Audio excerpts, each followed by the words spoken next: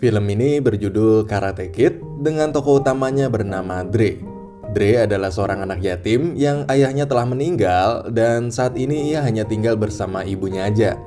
Di awal film diceritakan Dre dan ibunya yang akan pindah dari Detroit ke Cina karena ibunya yang akan bekerja di sana.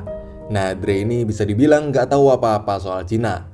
Dre adalah anak yang nakal dan gayanya yang songong. Ibunya Dre terus-menerus memaksa Dre untuk belajar bahasa Cina, tapi Dre sepertinya nggak terlalu tertarik sama negeri Cina itu yang dianggapnya adalah negeri yang kumuh dan bangunannya yang sudah tua dan ketinggalan zaman. Tapi gimana pun juga, Dre harus tetap bisa nyesuaiin diri karena mulai sekarang dia bakalan tinggal di Cina dalam waktu yang cukup lama. Nah, singkat cerita, sampailah mereka berdua di Welcome to Beijing. Dre sangat merasa asing di tanah di mana dia berdiri itu, karena semuanya terasa baru buat dia. Mulai dari bangunan-bangunannya, orang-orangnya, rumah barunya, dan bahkan acara TV SpongeBob aja bahasanya pakai bahasa Cina dan subtitlenya juga Cina. Sekali lagi, Dre adalah anak yang nakal yang kalau naruh baju sembarangan. Di sana Dre pun ngebiarin jaketnya tergeletak di lantai gitu aja. Dan ngelihat itu, maknya si Dre pun marah dan nyuruh Dre buat naruh jaket itu pada tempatnya. Lalu karena air panas di kamar mandinya itu dirasa rusak, maka ibunya Dre itu nyuruh Dre untuk manggil seorang teknisi yang bernama Mr. Han? 哦，老韩啊，出门往左走。 Mr. Han adalah orang yang sangat tertutup dan pendiam. Pokoknya terkesan bukanlah orang yang ramah sama orang lain. Tapi di raut wajahnya Mr. Han itu, tampaknya ada sebuah kesedihan yang sangat mendalam yang mungkin dulu pernah menimpanya dan akhirnya mengubah kepribadiannya menjadi seperti yang sekarang ini. Saat di situ, Mr. Han yang sedang makan menggunakan sumpit pun merasa terganggu dengan kehadiran Dre. Akhirnya si Dre pun nungguin Mr. Han selesai makan dulu di luar. Tapi pas Mr. Han itu lagi makan, ada seekor lalat nih guys yang ngeganggu dia. Mr. Han pun mengangkat sumpitnya dan lalu lalu Dre pun pergi ke taman dan di sana dia mendapatkan teman-teman baru dan bermain basket bersama, bermain pingpong dan lain sebagainya. Di sana Dre melihat seorang gadis seumurannya yang sangat cantik bernama Mei Ying yang sedang duduk dan berlatih biola. Dre pun mencoba mendekatinya untuk sekedar mengobrol dan menyapanya. Gadis itu pun kelihatannya juga tertarik sama si Dre ini karena tingkah lakunya yang lucu dan rambutnya yang beda dari yang lainnya. Tapi tiba-tiba datanglah seorang anak lainnya bernama Chang yang kelihatannya dia juga menyukai si Mei Ying ini. Dan karena si Chang ini nggak suka kalau Dre ini ngedeketin si Mei Ying, maka untungnya mereka berdua segera dilerai sama si Mei Ying dan orang-orang di sana. Dan sesampainya di rumah, Dre yang gak mau ngeliat ibunya khawatir itu karena mukanya yang babak belur, akhirnya masuk ke kamarnya secara diam-diam. Hingga esok harinya saat mau berangkat sekolah, dia pun memakai make up ibunya dan memakai topi untuk menyembunyikan wajahnya itu. Tapi pas sampai di sekolah barunya itu, ternyata si Cheng dan Mei Ying itu juga sekolah di sana. Hari pertama di sekolahnya pun kelihatannya lancar-lancar aja nih guys, tanpa ada gangguan sama sekali. Setelah pulang sekolah, sore harinya Mr. Han pun datang ke rumah Dre dan membetulkan air panas di kamar mandinya itu. Tapi saat Mr. Han itu masuk, di sana terlihat Dre yang sedang berlatih karate dengan mengikuti gerakan-gerakan yang ada di TV. Mr. Han yang lagi di kamar mandi pun mencoba memanggil Dre, tapi dia nggak denger. Lalu what the f? Akhirnya Dre pun ke kamar mandi sambil bilang, Did you just hit me in my neck with a toothpaste cap? gak lama maknya si Dre pun pulang dan ngerasa jengkel karena lagi-lagi dia ngelihat jaketnya si Dre itu yang tergeletak di lantai. Maknya itu pun marahin si Dre karena ngerasa kesel karena susah banget sini anak disuruh naruh jaket doang. Mr. Han yang lagi di kamar mandi itu pun melihat semua kejadian itu sambil terus benerin kamar mandi itu. Oke, singkat cerita, saat di sekolah, Dre yang trauma karena sebelumnya habis dipukulin sama si Chang pun terus-menerus main petak umpet setiap kali dia ngeliat si Chang dan teman-temannya itu. Hubungan Dre dan si Mei Ying pun juga semakin dekat dan akrab karena seringnya mereka bertemu di sekolah. Mei Ying ini lagi sibuk latihan biola karena bentar lagi dia bakalan ada kompetisi musik dan kompetisi itu penting banget buat dia dan keluarganya. Kedua orang tuanya si Mei Ying ini sampai manggil guru musik dari Spanyol buat ngajarin si Mei Ying. Lalu singkat cerita, Dre dan ibunya yang sedang jalan-jalan pun tiba-tiba mendengar suara kumpulan orang yang sedang latihan. Dan saat mereka lihat, ternyata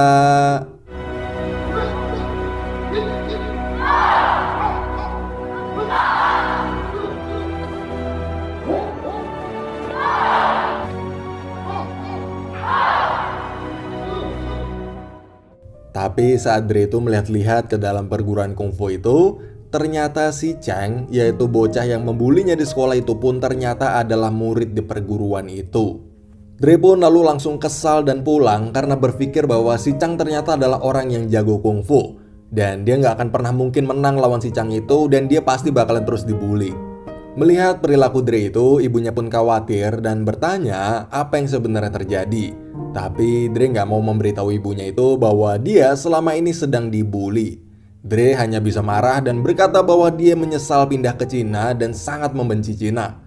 Hari-hari pun terus berlalu seperti biasanya di mana Dre yang dibully dan terus-menerus merasa ketakutan sama si Chang dan teman-temannya itu. Sampai guru sekolahnya pun juga nanyain ada masalah apa tapi Dre tetap nggak mau bilang. Lalu suatu hari saat Dre pulang sekolah, karena Dre udah nggak tahan lagi sama rasa takut yang mengganggunya itu, akhirnya Dre pun nekat buat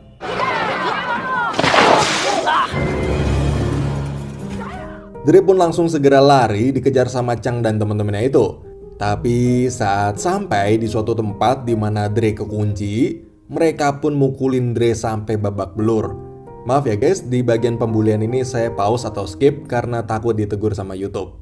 Dan saat Dre ini udah babak belur dan mau di finishing, tiba-tiba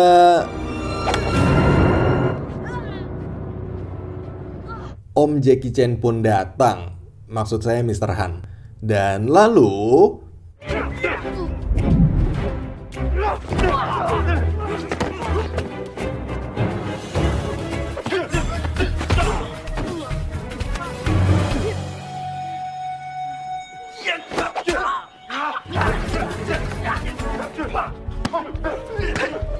si Dre yang melihat semua itu pun kaget karena ternyata selama ini Mr. Han yang dia kira hanya seorang tukang servis ternyata adalah seorang ahli kungfu.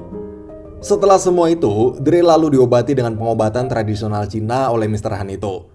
Di film ini banyak banget nih guys pesan-pesan moralnya. Seperti I thought you were just a maintenance man.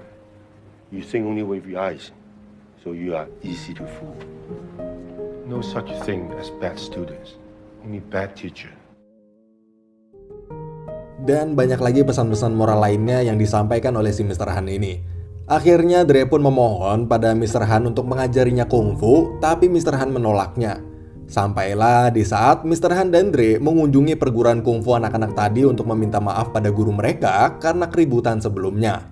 Tapi guru mereka justru nggak terima dan menyuruh salah satu dari Mr. Han atau Dre itu untuk berduel. Tapi Mr. Han yang kebetulan melihat poster turnamen kungfu di dinding akhirnya berkata bahwa Dre akan berduel dengan mereka di turnamen kungfu itu. Tantangan dari Mr. Han itu pun diterima oleh guru itu. Setelah mereka keluar, Dre pun bertanya apa yang mereka bicarakan karena Dre nggak begitu lancar bahasa Cinanya, jadi dia nggak paham. Nah, Mr. Han pun mengatakan pada Dre bahwa Dre akan melawan mereka semua di turnamen kungfu nanti. Dre awalnya kaget karena nggak mungkin Dre bisa menang lawan mereka semua karena mereka semua jago banget kungfunya. Tapi Mr. Han berkata bahwa yang mereka pelajarin bukanlah kungfu yang sebenarnya. Dan lalu Mr. Han juga berkata bahwa More good news. I will teach you real kung fu. Oke, esok harinya Dre yang sangat senang bakalan diajarin kungfu pun akhirnya datang ke rumahnya Mr. Han itu. Setelah dia masuk ke rumah, Dre pun kaget karena dia merasa aneh melihat ada mobil di ruang keluarganya si Mr. Han itu. Tapi pas ditanya soal mobil itu, Mr. Han gak mau jawab dan langsung nyuruh Dre buat mulai latihannya. Tapi ternyata latihannya bukan diajarin jurus-jurus ini itu, tapi cuma disuruh buat take it on, take it off jaketnya aja, atau ngelepasin dan pakai jaketnya berulang kali. Put it on. Take it off. Hand it up. Take it down. Put it on the ground. Pick it up. Dre seharian itu cuman belajar cara pakai jaket, lepasin jaket, gantungin jaketnya, jatohin jaketnya, lalu diambil lagi dan kemudian diulang-ulang. Dre yang kesal pun terus-menerus nanya kenapa latihannya cuman gini doang, tapi Mr. Han nyuruh Dre buat tetap fokus tanpa banyak tanya. Hari demi hari pun berlalu, Dre masih terus melepas dan mengenakan jaketnya itu ribuan kali. Saat hujan, panas, siang, dan malam, hanya itu aja latihan yang diajarkan Mr. Han kepada Dre. Akhirnya sampailah saat Dre itu muak sama latihannya itu karena dinilainya nggak ada kemajuan sama sekali karena cuman gitu-gitu doang. Dan akhirnya emosi Dre pun meledak dan berkata bahwa dia berhenti. I put my jacket on 1,000 times. I took it off 1,000 times. This is stupid. I'm done. You know why you only have one student? Because you don't know Kung Fu. Melihat dan mendengar perkataan Dre itu, Mr. Han pun langsung memanggilnya dan lalu... Check it on. Remember, always strong. Pick up your jacket! Pick up your jacket. Strong. Check it on! Dre pun kaget karena tanpa dia sadarin tiba-tiba dia jadi jago banget kungfu. Dan dari situ Mr. Han pun lalu menjelaskan pada Dre maksud dari gerakan memakai dan melepaskan jaket yang sudah Dre lakukan ribuan kali itu. Kung Fu lives in everything we do, Xiao Dui. And lives in how we treat people. Everything is Kung Fu. Semenjak itu, Dre jadi mulai serius lagi dalam mempelajari kungfu dan mulai respect lagi sama Mr. Han. Oh ya guys, Dre ini sekarang dipanggil sama si Mr. Han dengan nama Xiao Dre. Nama itu adalah nama Cina yang diberikan Mr. Han ke si Dre itu. Esok harinya, Xiao Dre dan Mr. Han pergi ke tempat di mana dulu waktu kecil Mr. Han berlatih kungfu bersama ayahnya. Di sana, Xiao Dre pun terkejut melihat betapa indahnya kungfu yang sebenarnya. Jauh berbeda dengan kungfu yang selama ini ia lihat di perkotaan. Bahkan sampai ada seorang wanita yang dikiranya Dre wanita itu bisa mengikuti gerakan seekor ular. Tapi ternyata Was copying the woman. setelah itu mereka terus berlatih kungfu di sana. Singkat cerita, setelah mereka pulang, esok harinya mereka masih terus berlatih.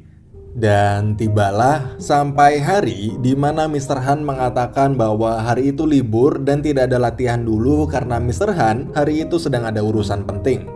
Di hari libur latihan itu, Xiao Dre mengajak Mei Ying bolos latihan juga untuk bermain di sebuah taman hiburan.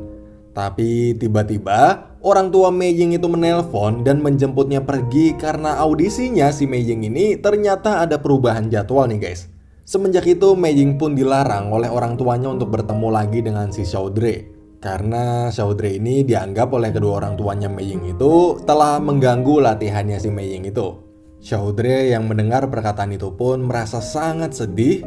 Dan akhirnya saat dia pulang, dia pun mampir terlebih dahulu ke rumahnya Mr. Han. Saat Xiao Dre ini sampai di rumahnya Mr. Han itu, Xiao Dre pun gak sengaja melihat Mr. Han yang sedang...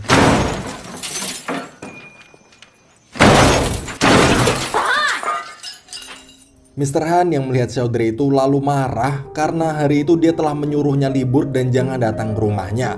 Tapi Xiao Dre justru melihat sisi lain dari Mr. Han itu.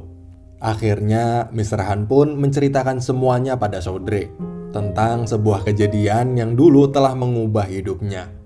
Dulu saat Mr. Han sedang mengendarai mobil itu bersama anak dan istrinya, mereka mengalami sebuah kecelakaan yang menyebabkan anak dan istrinya Mr. Han meninggal dunia.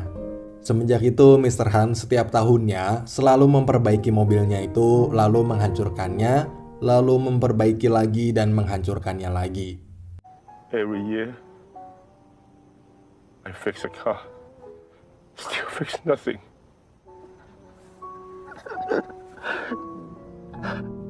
Momen di malam itu pun menjadi momen yang sangat dekat bagi mereka berdua, di mana mereka berdua saling sharing dan berbagi kesedihan satu sama lain. Singkat cerita, keesokan harinya, mereka berdua meneruskan latihannya itu. Hari demi hari pun berlalu, sampai akhirnya tibalah di malam hari sebelum turnamen dimulai. Di malam itu, Mr. Han dan Chaudhry saling berterima kasih satu sama lain, di mana Chaudhry berterima kasih pada Mr. Han karena telah membimbingnya berlatih kungfu dan sudah menjadi teman yang baik bagi Chaudhry. Mr. Han pun juga berterima kasih pada Chaudhry karena telah membantu menyadarkannya dan membuatnya bangkit dari keterpurukan masa lalunya Mr. Han itu. Dan sebelum mereka berdua pulang, Chaudhry pun meminta Mr. Han untuk menemaninya pergi ke rumah Mei Ying untuk meminta maaf pada kedua orang tuanya. Mendengar Chaudhry yang meminta maaf dengan tulus itu pun, ayah Mei Ying akhirnya mengizinkannya untuk tetap berteman dengan Mei Ying dan mereka juga akan hadir untuk menonton pertandingan Chaudhry di turnamen besok.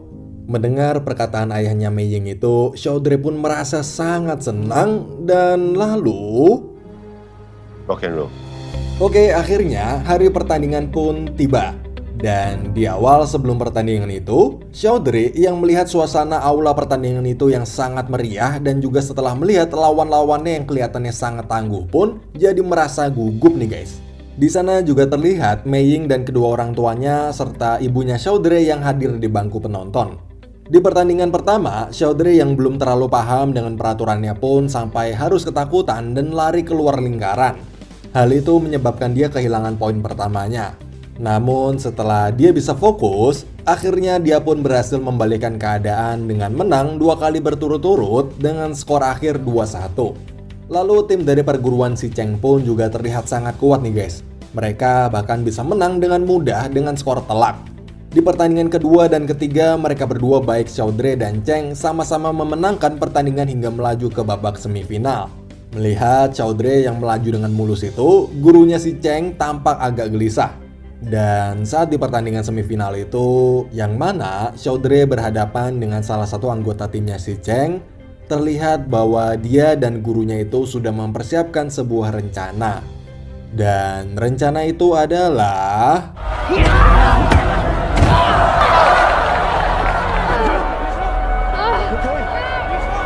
Setelah mematahkan kaki Chaudhry itu, temannya Si Cheng itu pun terlihat dari raut wajahnya bahwa dia merasa sangat bersalah dan tertekan karena harus menjalankan tugas kotor dari gurunya itu. Dan dia pun akhirnya didiskualifikasi.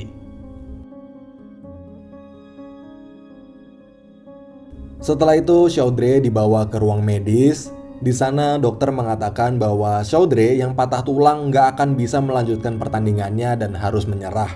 Sementara itu di arena ada panitia dan Cheng yang sedang menunggu kabar dari Chaudhry, dan bila Chaudhry nggak bisa ngelanjutin pertandingannya maka dia akan dianggap gugur dan Cheng bakalan otomatis menang. Tapi Chaudhry memohon ke Mr. Han supaya ngelakuin pengobatan tradisional Cina yang dulu pernah dilakuin ke Chaudhry juga. Awalnya Mr. Han gak mau ngelakuin itu karena bagi Mr. Han, yang terpenting Chaudhry sekarang udah bisa ngasih pesan kuat ke mereka dan mereka udah gak bakalan lagi ngebully si Chaudhry ini sekarang. Tapi Chaudhry justru berkata hal yang lain nih guys.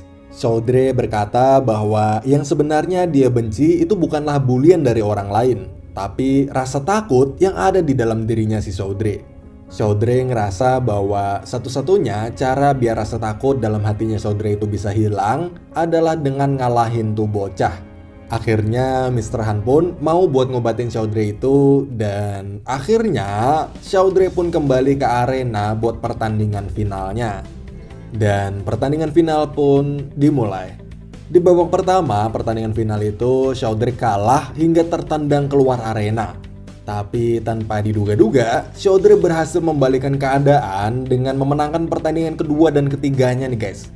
Namun di babak keempatnya itu, gurunya Si Cheng menyuruhnya untuk fokus menyerang kakinya Chaudhry yang baru sembuh itu. Hingga akhirnya Dre pun terjatuh dan merintih kesakitan. Lalu akhirnya di babak final itu, karena Chaudhry udah gak bisa lagi gunain kaki kirinya yang sakit itu, dia pun lalu memasang kuda-kuda yang persis seperti wanita pengendali ular yang dulu dia pernah lihat saat di perguruannya si Mr. Han itu. Dengan tenang, Chaudhry membuat Cheng mengikuti gerakannya sebagaimana ular mengikuti gerakan si wanita itu. Dan lalu...